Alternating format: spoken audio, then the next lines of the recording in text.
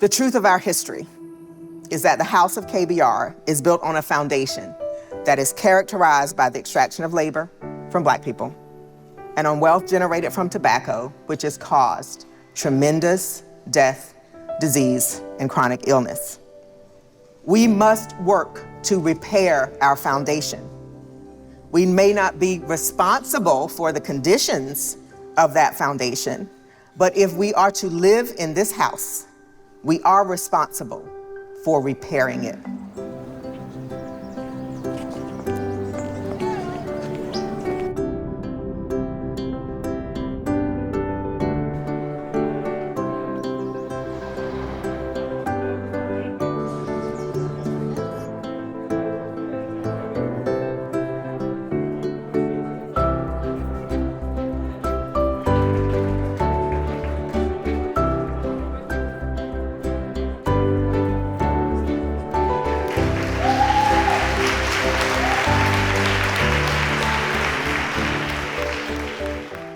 Often our inclination is to celebrate all that is good about our past, but that's not what this is today, unfortunately. This is not one of those slap happy celebrations. If we don't search our history for mistakes, we will not learn the lessons of the past, nor will we be able to move forward in a way that makes necessary corrections to have the greater impact on our future. So today we are looking back at what we can learn from our history as a trust and the history of our founder, Mrs. Kate B.Reynolds.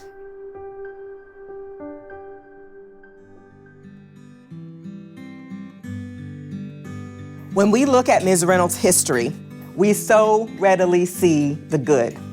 In her will, she left instructions for a trust to be founded in her name, with an initial focus on improving the quality of life of people with low incomes in Forsyth County and improving health care around the state. And we often talk about our founder as a woman ahead of her time. But we know from researching her history that she was also very much of her time. To truthfully examine the legacy of her wealth that she so generously left behind with an express intent to do good in perpetuity, we must acknowledge the role of slavery and tobacco in generating and increasing that wealth and the evidence of comfort with racist and inequitable systems that harm the very people that she sought to help. Ms. Reynolds inherited wealth from her father, Joseph Biddings. He gained his wealth from the sale and labor of enslaved Black people. The profits made through the sale and promotion of the use of tobacco products resulted in tremendous growth in that wealth over the last 75 years. Today, the trust office sits on what was once R.J. Reynolds' estate in Winston-Salem that was built using this wealth. In their wills, Mrs. Reynolds and her husband left their estate, Tanglewood Park, to Forsyth County to create a public park reserved for whites only. So we're looking back at our history, and frankly, we're holding ourselves accountable to the parts of that history that may have caused or at least perpetuated the conditions that made all that good charitable work necessary. While we cannot change where our funds originated, we are responsible for using them wisely today, apologizing for and addressing any past harms, and working with all of you to change systems and eradicate the roots of the problems that face our state today.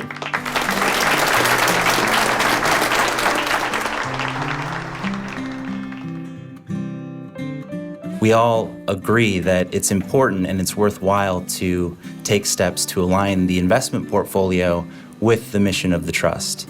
And so I'm happy to say that this year we have taken two very significant steps in that direction. Early in the year, we allocated $100 million of the trust's public equity portfolio to a designated strategy that's designed to invest more heavily in businesses that are economically significant in the state of North Carolina.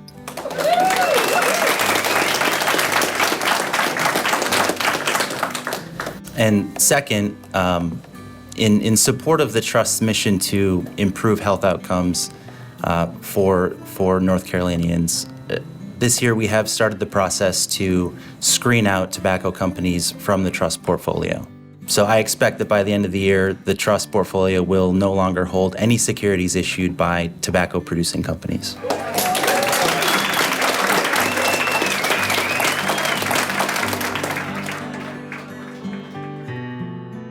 While the intention to do good has always been at the heart of our efforts, we have learned a lot over time about how best to support communities and build their power. So yes, it takes money, but it also takes working again to repair, putting community at the center of the work.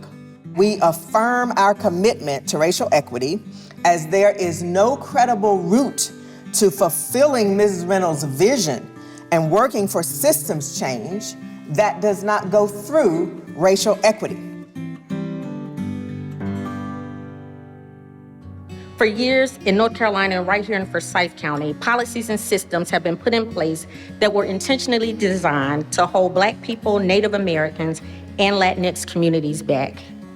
That's why we intentionally apply a racial equity lens in our programmatic, communications, evaluation, and administrative work. And that's why when we are talking about this, we are talking about establishing outcomes and goals that really close disparities. And while engaging in this work, we challenge organizations to work with community, ensuring that those most impacted by the issues are in the rooms, taking up space, sitting at tables, leading discussions where decisions are being made. On the local and state level, we invest in systems-based solutions that improve the quality of education and health and economic opportunities for residents of Forsyth County and throughout our state of North Carolina. We want to see a North Carolina where outcomes are not entirely predictable across every system by race and place, which they are right now. And we think if we get to that place, all communities will have an opportunity to thrive. If you see numbers, large numbers of fish going up on a lake, dying on the shore of the lake, it is reasonable and appropriate to ask what is wrong with the fish.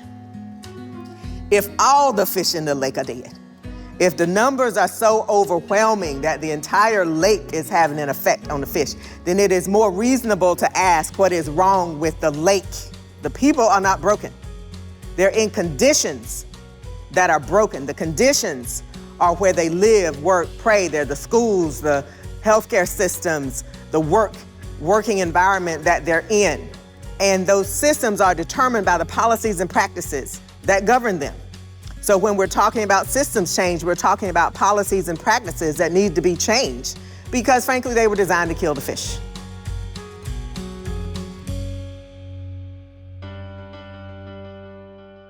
And I'm standing here today full because at my heart, I am Laura from Lumberton. Laura from Lumberton. Just Laura from Lumberton. I am descended from slaves. I am descended from tobacco farmers. I am descended from people who made sacrifices for me to have the best education that somebody else's money could buy, so that I could be in this place today as president of the Kate B.Reynolds Charitable Trust. Don't get me started. Lord, standing here in Tanglewood Park, where in 1947, I wouldn't have even been let past those gates. Now look at that. Look at that. Leading this foundation, and I have to believe that Mrs. Reynolds would have evolved with the times if she had lived. And I have to believe that she would be so pleased with where we are and with what we're doing with this foundation that she left behind. And so I say what we always say at the Trust. Thank you, Miss Kate. Thank you, Miss Kate. Thank you, Miss Kate. We love her and we love the legacy that she left behind. But the bottom line is today in order to do what she asked us to do, we can't even do that from the trust. We have to do that with business people, with government officials. We have to do that with teachers, with folks who are working in these nonprofit organizations. We have to do that with parents. We have to do that with children because they are the future. Because the devil is a liar. I'm standing here right now, and I know that transformational change is not impossible.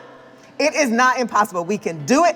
We can do it from this day forward. I thank you for coming out, and I thank you for being who you are. Take care of yourselves and love each other.